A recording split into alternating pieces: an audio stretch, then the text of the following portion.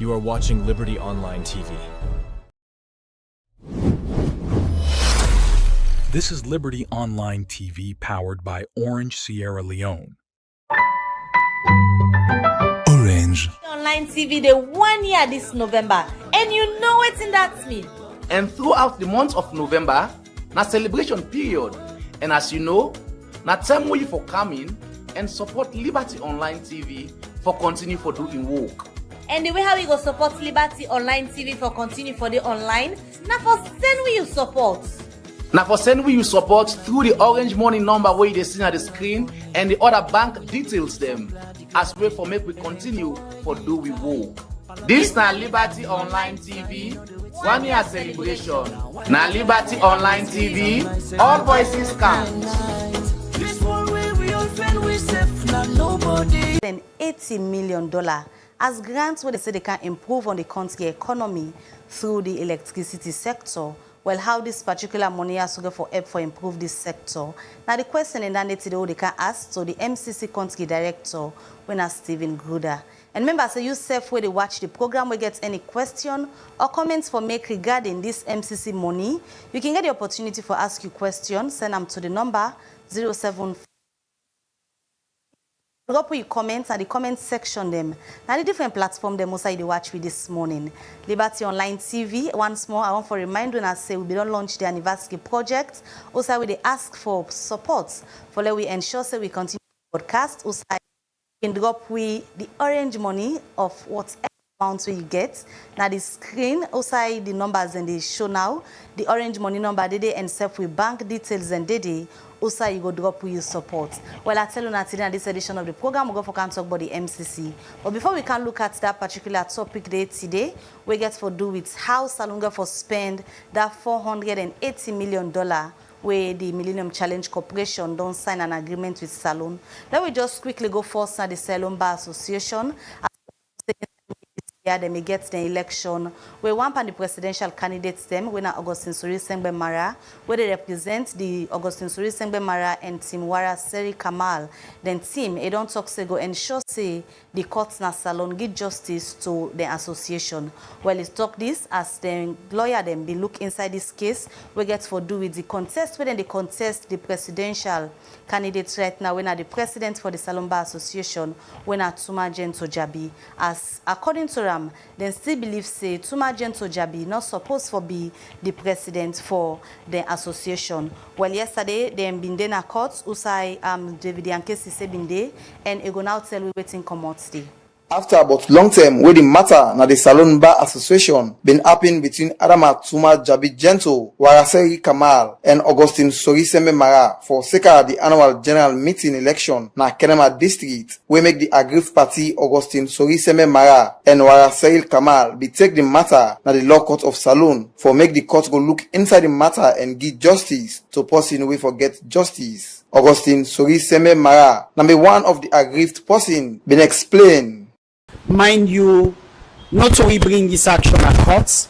Now some members and we purport say they elected a Kenema in May, and then bring this action against we because members they may not take a position. If you recall that meeting New Bookfeast Hotel, say they were not properly elected, and so then bring this action for stop we because members they may not set up a caretaker body with them the mandate of that body then for all election. So we cannot court and we may get for take objection to the papers. 3 objections principally will be raised. 1, that the courts not get jurisdiction for the matter. 2, that then we get boku facts in disputes we make and wrong the way they cannot court by them papers. And 3, then cannot the wrong division. So after all the arguments, the ruling today, the judge dismissed the objection. He say inking sidom and hear the matter, and so we're very disappointed because while we respect the judge in ruling, we disagree with him respectfully. He continue for talk, but waiting a think, but how the case they go on now so far. As lawyers, we get a duty for respect the court, but we also get rights for disagree with rulings. So we disagree with them.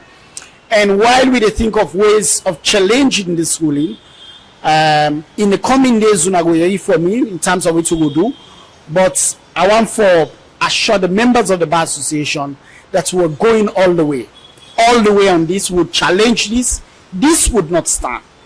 Because we know, say, the Bar Association very critical now the governance structure, and if we're not able to conduct proper elections, we lawyers not able to advise politicians in terms of, or leaders in terms of how them for conduct elections nationally. So we know, say, we'll get till the 23rd, but before that, members will hear from me, the general public will hear from me, and of course the media will hear from me as well in terms of the next steps. But be assured that we would not leave any stone unturned. Augustine Soriseme Mara end up assure the member of the Bar Association say it go work stronger one for make the court give justice to people who forget justice. During this court hearing, the other representative where they represent Adamatuma Jabi Gento self been in a court. For Liberty Online TV, me na David Yankesi say the report. Right, welcome back. It's still the Breakfast Show on Liberty Online TV, and from that report, the way David Yankesi put together for Sierra Leone Bar Association, we been in a court yesterday. We look at more issues inside this edition of the program. We go now another issue inside the Minister of Gender and Children's Affairs, when Dr. Aissata Mahoy don't say women them not get better representation na the security sector na the country.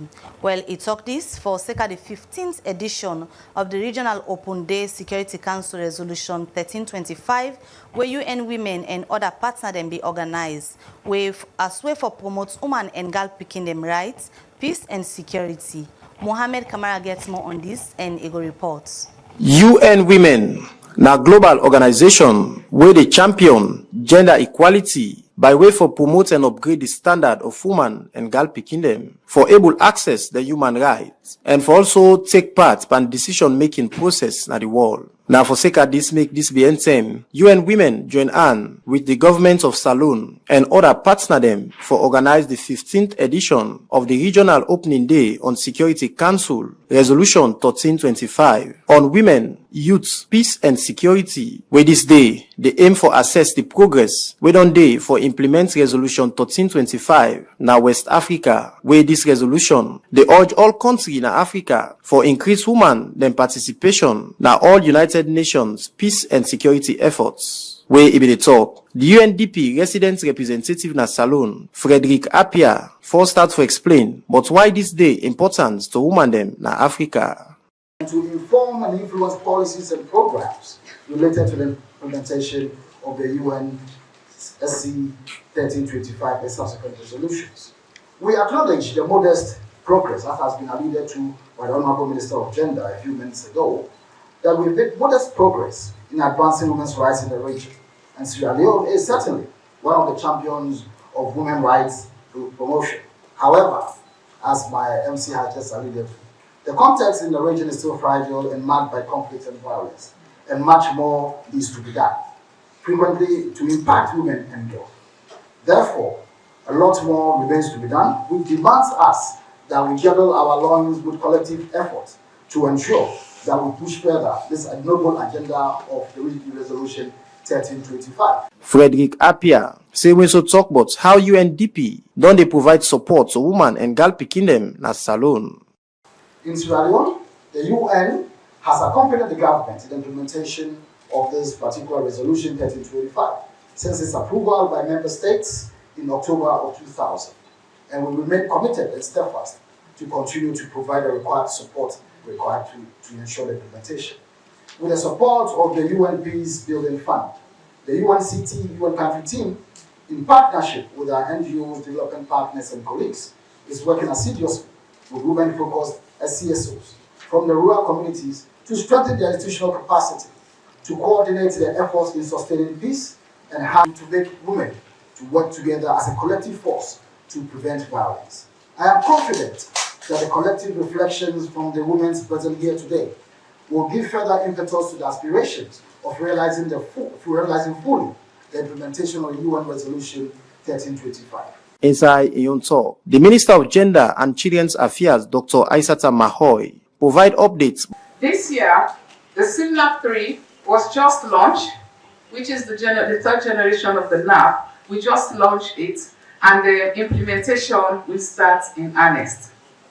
This SINAP 3 aligns with the existing national and international frameworks on WPS that seeks to build on progress made during the implementation of SINAP 2.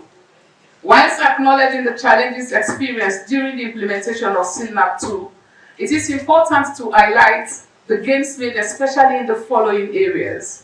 We're looking at strengthening legislative policy and institutional frameworks and mechanisms. A number of these legislative and policy frameworks have been adopted, such as the Jury Policy of 2020, the Customary Land Rights Act of 2023, the Public Elections Act of 2022, the Jury Act of 2022, the Employment Act of 2023, the Prohibition of Child Marriage Act of 2024, and also the National Land Commission Act of 2022. However, there are other accompanying laws, legislations that have also been, which is talking about the Political Parties Regulations Commission Act of 2022 and also the Electoral Act of 2022. All of these frameworks are looking into how we protect the women, especially looking at the women peace and security agenda. We protect the women, especially looking at the women peace and security agenda. Waiting that somebody challenge them, where woman and girl picking them, don't they get that will place them na the country. Dr. Aissata Mahoy be get this for say. Data on women's participation and representation indicate that we've got 30% elected ordinary members of parliament, cabinet ministers total to 34.5%, and deputy ministers 33%.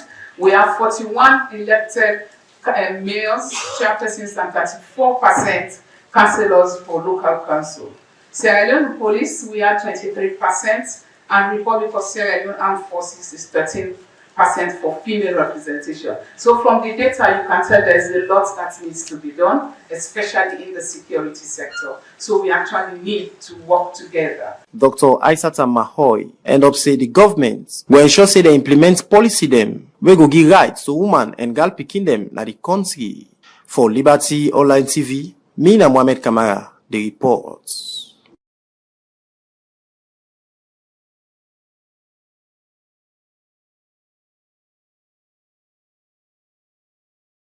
All right, welcome back. It's still a Breakfast Show Liberty Online Television, and from that report, the way Mohamed Kamara puts together, I tell you now, say today in this edition of the Breakfast Show, where they can hear it from the MCC themselves for SECA, the $480 million grant where the American government through the MCC be done sign with Salone government for improving the country economy through the energy sector. Well, how this particular money has to go for work, how it will benefit Salone people, and what are the overall benefits and the where the American government wants for Sina Salone say energy sector improve and serve the economy. All of that we can discuss at the program this morning. Remember, say yourself for the watch the program, can ask me a question in case you get any doubts about this particular grant. You get the opportunity today for you hear it from the MCC themselves, how this money go for work. Not listen to the rumors them where you be done the hearing. You get the opportunity today for you ask you question, because at the studio this morning we get the country director for the MCC where they can tell we all thing about this $480 million. We will answer the questions them where you self get regarding this particular money. And I pleasure this morning for welcome to the studio the country director for the MCC, winner Stephen Grudda. Good morning and welcome to the Breakfast Show. Good morning. Thank you for having me. It's a pleasure having you here this morning. It's good to be with you. All right, I'll get back to you shortly. All right, so before we can talk to Steve, let me just go quickly in our Parliament. Also on the 15th of October, the members of Parliament being agreed for this particular agreement where Salone government signed with the United States government. And from Parliament, then we can ask Stephen all the questions regarding the $480 million when a grant where the American government through the MCC don't agree for this Salone for improve on the energy sector. Well, we're going to Parliament as Al-Hassan Kamara Bindede and Egona reports on waiting the members of Parliament themselves been say the day when there be the debates on this particular grant. Al-Hassan Kuruma gets more on this and he reports. Tuesday, October 15 this year, the Minister of Finance, Sheku Ahmed Fatamadi Bangura, go lay the Millennium Challenge Compact between the Republic of Salone and the United States. Program implementation agreement between the Republic of Salone and the United States for the MCC Compact. The Minister of Finance, Sheku Ahmed Fantamadi Bangura, been explained to members of Parliament about the importance of this document. Mr. Speaker, honorable members, the Power Compact and the Program of Implementation Agreement form the program documents for the $480 million grant fund to increase the availability of affordable and reliable electricity supply to the households, businesses, and social institutions in Sierra Leone. Once ratified by this Honorable House of Parliament, the Compact Agreement will have the status of an international treaty between the United States of America and the Republic of Sierra Leone. Honorable Indolo Givao from Kailan District talk say for make a country qualify for MCC Compact before don't reach certain benchmark. My emphasis is investment in the people of Sierra Leone. It is not saying investment in the people of my village, Mamuto. We must commend the people of Sierra Leone for cooperating with the government of His Excellency President Julius Maada Bio for passing the benchmarks, the threshold for us to get this compact. Mr. Speaker, honorable members, for a country to qualify for this compact, you must meet the requirements. Your fight against corruption, your human rights records, your governance records, all of those benchmarks, if you don't pass them, you will never be qualified for the threshold. Honorable Abdul Karim Kamara from Kambia District say the Bumbuna Phase 2, the government been neglect them, we not get better electricity supply na Freetown. Speaker, honorable members, not too far ago I talked about us as a nation neglecting the Bumbuna Phase 2 is an outcry we must take seriously as members of Parliament. The Bumbuna Phase 2, if implemented, will address most of the issues that I have to talk about generation of power.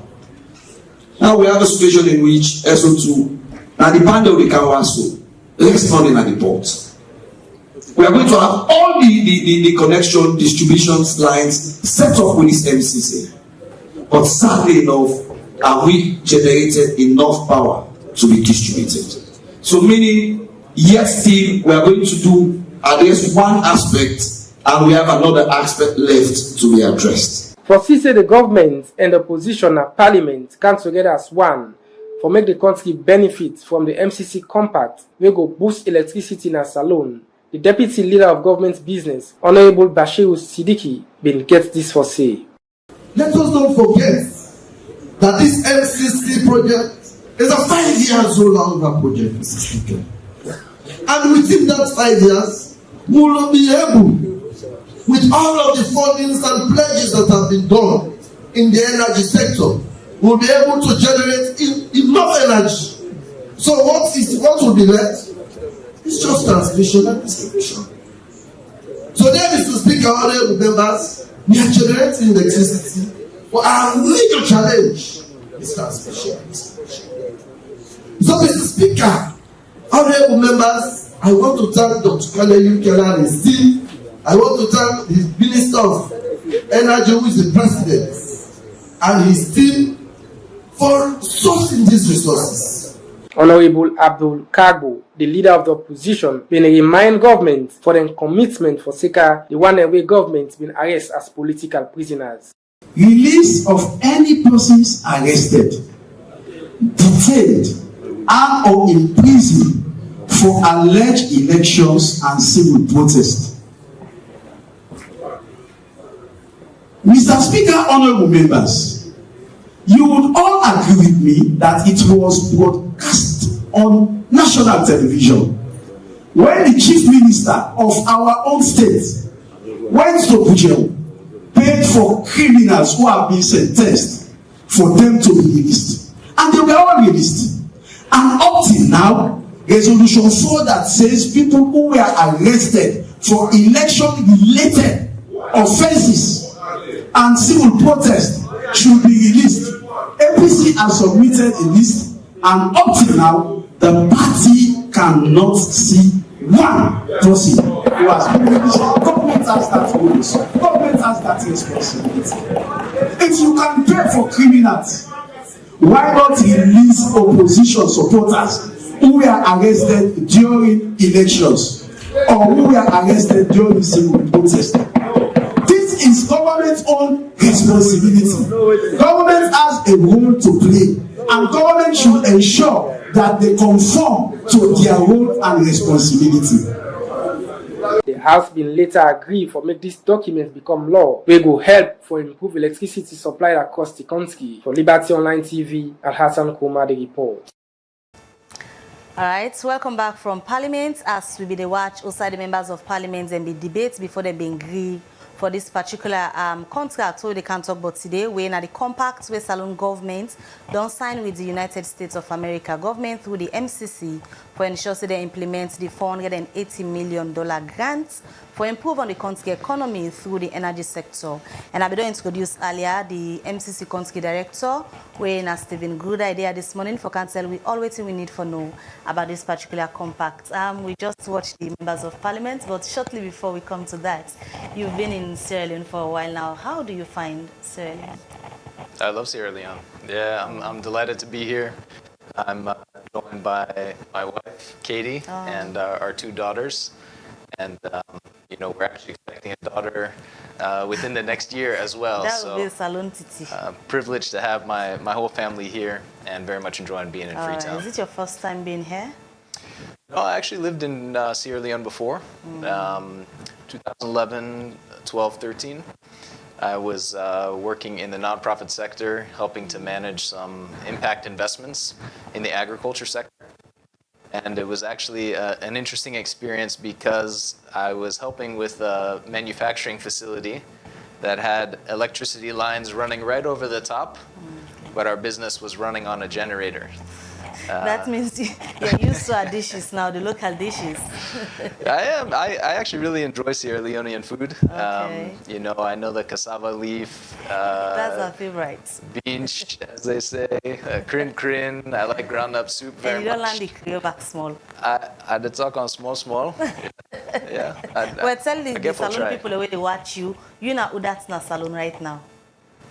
Mina Udat na Salone? Yes. Okay, so what does that one mean? Introduce yourself to the na Creole. Na Creole? Yes. Okay. Well, I go try. So, Stephen Grudda. Wow. Mina the country director for this MCC Compact na Salone. That's a good one. You got an A. All right, let's get to business now. From members of Parliament, from the clip we just watched, on the 15th of October, this particular agreement was laid before the members of Parliament, and the members of Parliament debated it and they finally ratified it. From the team, what's your impression, taking into consideration upon arrival, they debated and ratified it? Yeah, we're very honored that they've taken up the issue, they've debated it, and as I understand it, the ratification was unanimous. So for those of us who have worked on this compact for many years now, it's really an honor for us to have the full support of the American people through the American Congress, and now the full support of the Sierra Leonean people through the Parliament of Sierra Leone. Like you state, you've worked on this type of compact for many years. And one big question Sierra Leoneans have been asking, how does this compact really work? So you can just unpack that for us. $480 million compact. How does it work? Yeah, it's a partnership between Sierra Leone and the United States, of course. It's for all Sierra Leoneans, and you know, the main objective is to improve the reliability of the electricity grid and expand that grid so that it can serve more customers, satisfy more demands. And it works the way that all MCC compacts do in other countries around the world, okay? So in the compact development process, the US government has already invested about $12 million in the preparation of this compact, working with energy sector stakeholders to prepare the technical specifications. Now that we've signed the compact, we are in a phase called mobilization, where we have authority to spend about 10% of the compact budget in preparatory activities that ensure that implementation can be completed within a 5-year period after the compact enters into force. And so during this period, what we call mobilization, we'll be launching procurements very soon for contractors to come in and finalize designs of infrastructure work, to begin, establishing consulting support services for government utilities to build capacity. The government also will be working to implement certain reforms in the electricity sector that are critical to the partnership. So these include the operationalization of an independent collection account.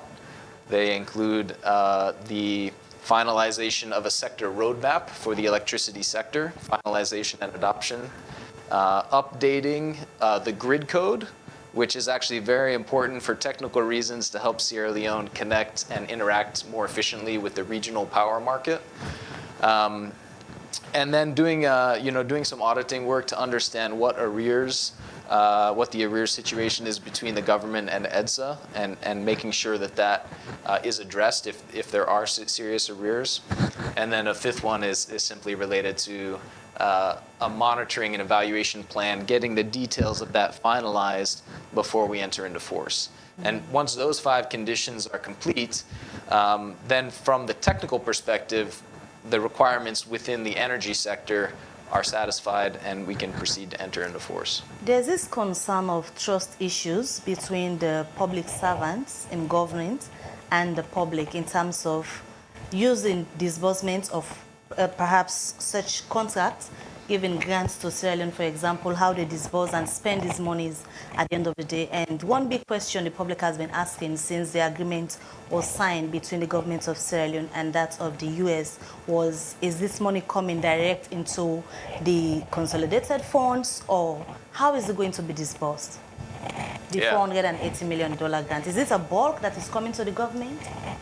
Oh, it's a great question. It's a great question, and it's a large amount of money, and it's also again going to be dispersed the same way that all MCC compacts are dispersed. So we're very much following standard procedures here in Sierra Leone as we do with other compacts. There will be a Sierra Leone government entity. You can think of it as like a project implementation unit that will be called, Millennium Challenge Account Sierra Leone, and they'll hire staff, and they will actually be responsible for the procurement and the management of contracts to implement the compact. So there's country ownership in that way. It's a government of Sierra Leone entity overseen by a board of directors that includes government ministers, to be chaired by the vice president, and will include representatives from the private sector and civil society. In terms of the fund flow, that's really done on a quarterly basis. So the MCA Sierra Leone, as we like to call it, which was actually formally established when Parliament ratified the compact as a legal entity. So that organization will have its own bank account, and funds will be transferred from that time to time to cover the operational cost of that team. But a lot of the funding actually will go straight from the U.S. government to the large-scale contractors based on quarterly disbursement requests provided by the Millennium Challenge Account Sierra Leone. So that's a standard way that we operate around the world. It's also tends to be more efficient just from there to there. And the government's project implementation unit, MCA Sierra Leone, once they are satisfied that the contractor has achieved a certain milestone in their contract and that they in fact should be paid, often they're paid just directly from the U.S. government. But in terms of improving the energy sector, which is a paramount objective of this particular grant, there is an outstanding debt already with the car ship that is currently supplying majority areas in Freetown, for example, and there is this outstanding debt from the government. Will in any way this grant be used to settle that debt, being that it's coming to improve on the energy sector? So arrears to IPPs or independent power producers, payment of those is not part of the compact agreement. I know the government is working with other donors and has their own resources and their own strategy for addressing those arrears to IPPs. The compact funding is really going to go to public infrastructure in the transmission and distribution space and as well as in the access space. In addition to helping strengthen the enabling environment, the institutional capacity of the utilities, the regulators, some of the ministries who are involved in the sector, but also kind of the enabling environment to make sure that the private sector can really come in a big way and really build on the momentum that the compact helps bring to the power sector by, firming up the existing distribution and transmission system and then expanding the coverage. That really creates a big opportunity for Sierra Leone to consume more power, and so it increases the demand. It creates a business opportunity for the private sector to come in and supply power through this upgraded network. Implementing these, there is concern from the public, taking into consideration in as much as the US government through the MCC has signed this agreement, but it comes with stringent benchmarks that the US government has been insisting that the government of Sierra Leone should ensure that those benchmarks must be met throughout the period of 5 years of this particular project. Should in case there is a time wherein implementing this particular grant, either parties, be it the government of Sierra Leone or that of the opposition, does not stick to those benchmarks, what happens? Yeah, the conditions laid out in the compact are very important to implementation, and they're very important to the United States and to MCC. I know they're also very important to the government and our partners in the ministries and in the utilities, because they were discussed together, they were negotiated together, and they really represent a mutual agreement between the United States and Sierra Leone as to how this compact can be most useful for citizens. So really the purpose of the conditions is to ensure the success of the compact and the sustainability of the impact even after the compact ends. And so within the agreement, as you pointed out, there are ways of slowing down funding, of stopping funding if certain pieces of those conditions are not being met.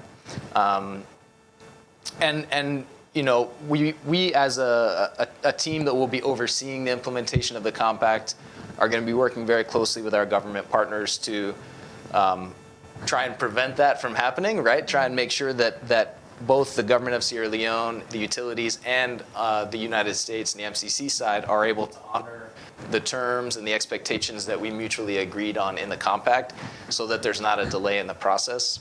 Because anytime you're building large-scale infrastructure like this, it's a multi-year process, and delays that have to do with lapses in meeting conditions just cost everyone time and money.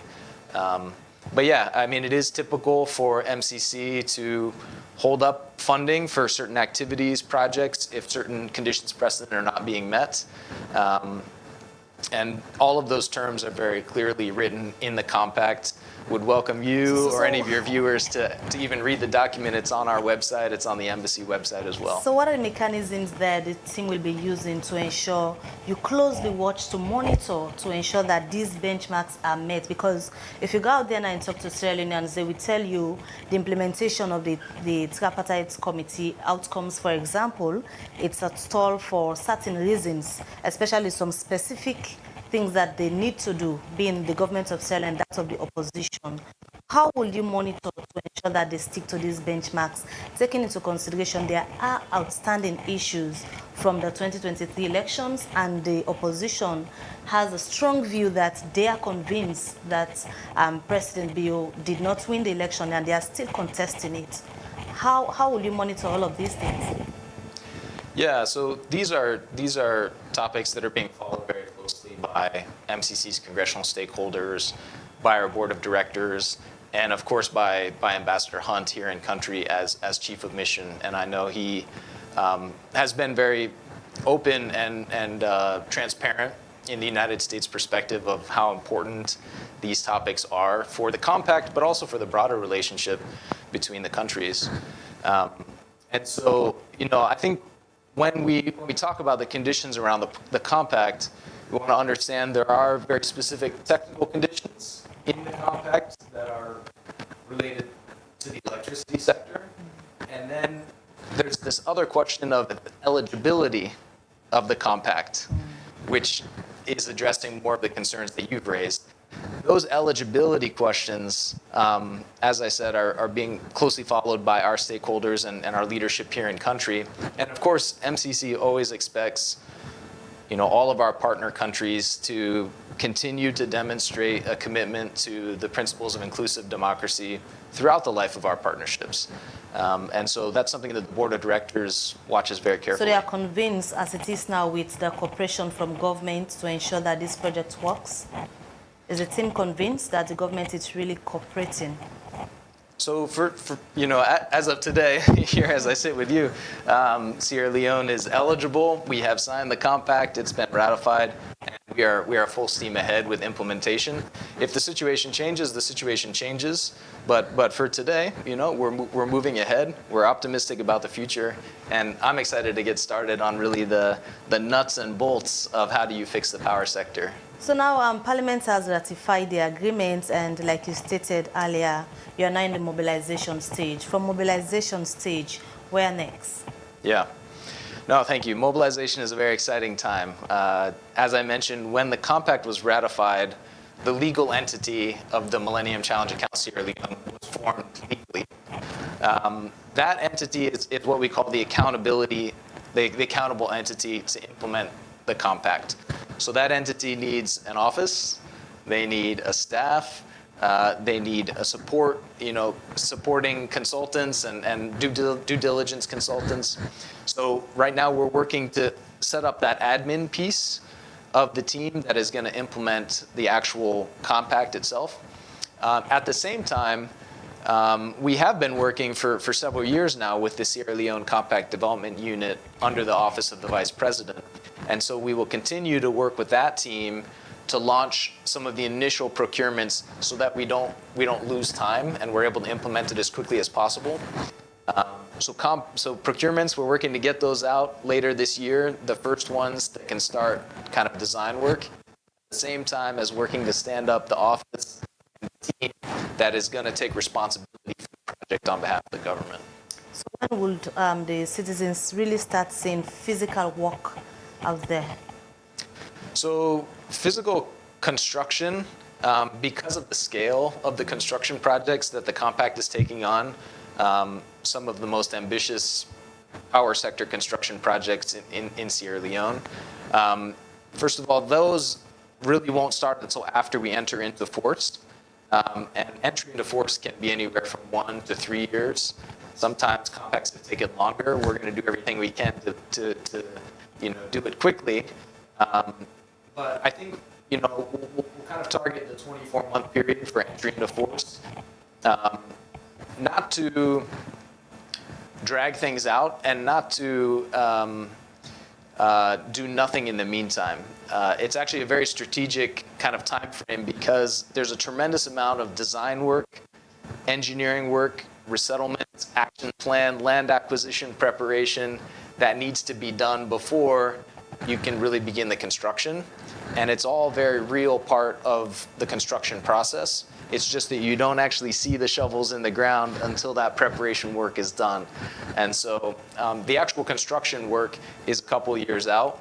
But you'll be seeing a lot of the preparation work. You'll be seeing contractors already mobilized and moving around the country. But because of the scale of the projects, the construction work is still a couple of years out. All right, Stephen, continue to stay with me. I'll come back to you. If you just tune in, members of the Wadi Liberty Breakfast Show and today at the Breakfast Show, where they talk to the MCC Country Director, where they had to tell the public about waiting they need for do and waiting they do inside this next 5 years for ensure say the 480 million grants where the United States government don't give to Salon, then go ensure they implement them for improve the country energy sector. In case you get any question for them, members say you will send them to the comment section at the different platform they must they watch with this morning. We they continue with the breakfast show, we they look at other issue now. Also we they go now the Girls Advocacy Network. We don't gain but 1,000 girl picking them for letting able for support themselves through the reusable pad within the London girl picking also for make. Well, for let we know more about this, let we join Mariatu Sharif and we'll come back to Stephen immediately after that particular interview day. Girls Advocacy Development Network na organization wey don dey work for improve girl pikin dem lifetime na the country. And Wednesday, October 16, Garnet bin hold the national summit for girl pikin dem na the Bintumani Hotel as way for celebrate the International Day of the Girl Child with the theme Empowering Her Future, Striving Towards Resilience and Innovation. Anna Kagbo, na the Executive Director for Girls Advocacy Development Network, inside his speech, he say in organization don sign memorandum of understanding with major organization them on girls development and say they don able for train over 1,000 young girls them for make renewable parts them. Sustainability and stability. So we want to continue the mentorship program, scaling the summit beyond Sierra Leone is possible. We have been having participants from different neighboring countries like Liberia, Guinea, Gambia, even from Zambia that used to attend. So it's possible that because of this impact we're having, it can go beyond Sierra Leone border and also can be an experience for other countries. Yes. Of course, for the advocacy and also the government, adolescents and young women. We want partners to ask us what is this about. We really want to expand it because girls and young women need this space. The testimony to the power of creative action in advocating for the right and empowerment of girls and young women across Sierra Leone. This summit is more than just an event. It is a movement that calls for the empowerment of girls through education, health, and economic empowerment. It is a call to action for all of us to support and uplift the voices of young women, ensuring they have the tools and resources needed to lead and decide their future. One of the most pressing challenges facing the girl in Sierra Leone has been the harmful practices of child marriage. It was estimated that 30% of girls and 4% of boys married before their 18th birthday. These children are forced into marriages against their will, denying them their basic right to education, health, and freedom. Where it again in keynote address, Dr. Yankama Manti Jones, when a lecturer and philanthropist say some main challenge where girl picking and facing at the country gets for do with violence, limitation, early marriage, and plenty other one them where it say government and other authority them for help tap them challenge here. In many African countries, girls and women carry huge economic burdens alongside social and cultural responsibilities. Yet, we still face gender inequality, discrimination, abuse, social biases, and many other ills that limit our potential to learn, earn, lead, and advocate for other women. We will need a whole other summit if we want to address these problems. Dr. Yankama Manti Jones end up call on girl picking them na the country for learn skills them for help develop themselves in the country. For Liberty Online TV, me na Mariatu Sheriff. Alright, welcome back to the Liberty Breakfast Show. And don't forget to say the anniversary project we don't launch them and we expect on our when we viewers them for continue for support Liberty Online TV for the on live as you go send we orange money or come now with 33 Battle Street office and support the cause where I believe in a worthy cause 1 year of broadcasting not so easy thing. On our all know so we suppose for the year so every morning and we make sure so we bring come information so on our when I seen them when we want answers to so you need for support Liberty Online TV for ensure so we continue for the online. While we continue with the conversation as this morning at the studio, we get the MCC country director when Stephen Grudda there. So they talk about the MCC grants when the 480 million grants where Salon government be don't sign with the American and also Parliament and Salon be don't agree for this particular documents where means say the work don't begin and according to Stephen this year so go for the next 24 months and the physical work then go can just know but it will take small small term, and the one for ensure say light then at the country. Well, if now on a 24-hour basis or not, all of that are the questions them we're Stephen the answer inside this edition of the Breakfast Show. And I come over again to Stephen. In the area of sustainability, there are issues of sustaining projects like this when from past experience as a citizen, you have a very nice program, but if there is no stringent measures to ensure that it is sustained, we go back to zero. And the electricity sector is one that has taken a huge chunk of the national budget and that of the international partners. They've been pouring a lot of money, but we still struggle on a daily basis with the issues of sustainable light. How will this MCC grant address the issue of sustainability in terms of the electricity? Sustainability is tremendously important for the citizens of Sierra Leone and the outcome of the compact, but also for us as Americans, we want to make sure that the funding that we provide is actually delivering the outcome that we all hope it will. And so one of the key objectives of the compact is to improve the reliability of the existing grid, as well as then extend the coverage of that grid. So why reliability? Well, the utilities right now are really struggling, right? There's high technical losses, there's problems with billing, there's problems with collections, and all of those problems, the technical losses in particular are something that the compact is going to be investing in heavily by way of refurbishment of the existing system, as well as constructing and operationalizing control centers or dispatch centers that really help control and move power around the grid in an effective and efficient way.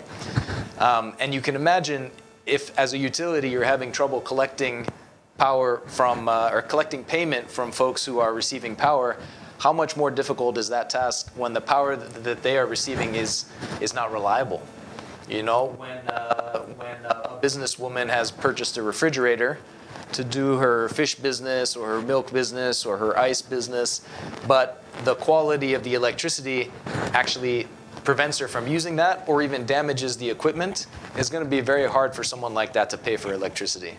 So improving the reliability of the service goes a long way towards improving the collections that the utility can secure to reduce the need for subsidy that the government then has to come in and provide. There are so many aspects to the challenge, and the government has been very forward-leaning in trying to bring in the private sector to help sharpen up some of the operations in the utility, and they've received, they've been really good partners with the World Bank and the EU, FCDO, the Japanese, JICA, all there to really help the government strengthen the performance of the utility, but also, the reliability of the grid will go a long way to do that. In addition to just sort of the technical ability, the engineering of delivering reliable power, there's a lot of growth that's needed in the institutional capacity of the utilities, of the regulator, of the ministries to learn how to run a power sector better. Private sector participation is going to be, very important to that. But just how do you regulate a sector better? We want to see continuous improvement there, and I know the government does as well. So strengthening those power sector institutions while patching up, refurbishing the existing grid to make sure that technically it can be delivered reliably is a huge way of establishing the sustainability of those financial flows to cover costs into the future. Having a whole infrastructure to address the issue of transmission, generation, and distribution of energy costs a lot. Is it going to be really affordable for the public at the end of the day? Because if you've poured a lot of money into it and in investing for the private sector, investing is the big thing. They will want to have their money back. Is it going to be affordable for the public, the electricity at the end of the day? Affordability is huge, You heard the remarks of the Minister of Finance during the debate at Parliament. Affordability is one of the objectives of the compact as well.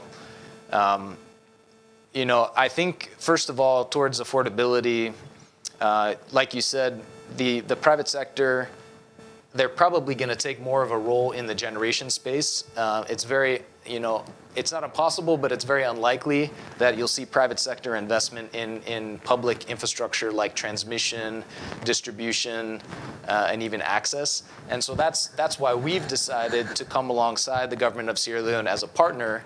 And we're very much hoping that $480 million grant, no debt or anything like that, will really help bring down the cost of power by establishing infrastructure to deliver the power from the private sector. And once you have a stronger kind of enabling environment, you have a more established grid, a larger grid that's able to satisfy more customers, it really puts the government and the utilities in a stronger position in dealing with the private sector and increasing the competition among private sector suppliers of power, and competition drives the price down. Let's also address the issue of power theft, because there are a lot of challenges in that aspect currently. On a daily basis, the EDSA will tell you, people are using the electricity, but they are not paying for it because they are ensuring that they outweigh the sector itself. Is it going to address that power theft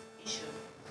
The compact is definitely going to be tackling and helping to tackle the power theft issue. I know there's a lot of resources and partners working on that now with the government, and the effort to bring in private sector operations in EDSA, I think, is also going to help with that. But certainly the compact has funding allocated for further additional loss reduction at the utility, to include addressing questions of power theft. Is there going to be any overall at EDSA? Because we saw at the time the president has to change the whole board because they were just searching for solutions to the energy sector. So is there going to be any time during this implementation that EDSA will have an overall change perhaps of certain technical people or people that are in charge right now of EDSA, or you're going to work with them? The current team at EDSA. The current team at EDSA. So the compact has provided funding for loss reduction at EDSA. It hasn't prescribed or required personnel changes at EDSA. It hasn't even prescribed or required necessarily the private sector participation in EDSA operations, but it's very much something that we support. And that we see the government already taking initiative with their partners like the World Bank to bring about. And so our funding is going to be, regardless of how the operations and the management of EDSA sort of take shape over the next couple of years, our funding is designed to help what is in place, reduce losses, reduce power theft, increase collections, both from the institutional capacity side, but also from the technical side of just a grid that can reliably deliver power. Initially, the $480 million grant was what the public knew was going to address all of these issues in the next 28 months. But along the line, we learned that the government of Sierra Leone voluntarily said they are going to support this particular project with about $14.2 million, sorry. What was that additional fund for? What is going to address? Because there's already the $480 million. So what's the money for, the grant from the government? Yeah, the country contribution from the government is really a strong signal of their commitment to this partnership and of the country's commitment to the partnership. In MCC compacts, a first compact with a country like Sierra Leone doesn't actually require a country contribution, but a second compact would. So in this case, we have a partner government who has voluntarily put this contribution into the compact and committed over and above sort of the expectations. So we're very happy about that. And it's really the use of the $14.2 million is really to help complement some of the infrastructure investment at the proposed Newton substation. Right, so there's actually a wonderful strategy of establishing a high voltage transmission network around Sierra Leone, a transmission triangle, if you will. The first leg of that triangle is already in place. That's the Transco CLSG line that runs through Liberia and into Guinea. The next leg, the Southern Transmission Corridor, is one that the Compact is going to be taking on and funding the construction of that. And then the third leg is the Northern Transmission Corridor, which would run from Newton up to the CLSG in the north. Newton then becomes the place that I think is going to be very strategic for the power sector moving forward. That's where the Northern Transmission Corridor that the government is funding and the Southern Transmission Corridor that the Compact is funding will meet. And there's a substation there with kind of shared investment from the government and the Compact, which is just a great sort of symbol of our joint collaboration on this partnership. Is there going to be any total shutdown during the period when effective work will be ongoing? So the grid should never be totally shut down. I think. Because these are the concerns. People are envisaging some concerns that maybe when they start working, we're going to have total blackout before we get over that. Right. So yeah, the Compact is going to be hiring, some of the best firms in the world to make sure that this is implemented appropriately and in a way that is also taking into consideration the needs of citizens. There are very few instances, I dare say no instances, where the whole grid of all the country would need to be shut down. There will be instances where certain neighborhoods notified in advance will need to experience some time without power so that the work can happen in a safe way, safe for the workers, safe for the community too. But, a full shutdown, we're not expecting that. All right, Stephen, I'll come back to you shortly. You still watch the Breakfast Show, now Liberty Online TV, and today we talk to Stephen Grudda, we are the country director for MCC. Earlier this morning, they tell we about the $480 million grants where the United States government don't agree for this alone, as Parliament safe, we don't agree for that particular agreement today. And in case you get any question for us regarding the MCC grants, you can send them to 074-200-545 or drop under the comment section. Now the different platform they most they watch we this morning. And the time from the studio clock now, 9 o'clock, we go for a short break and come back and talk to the guests. So don't forget, continue for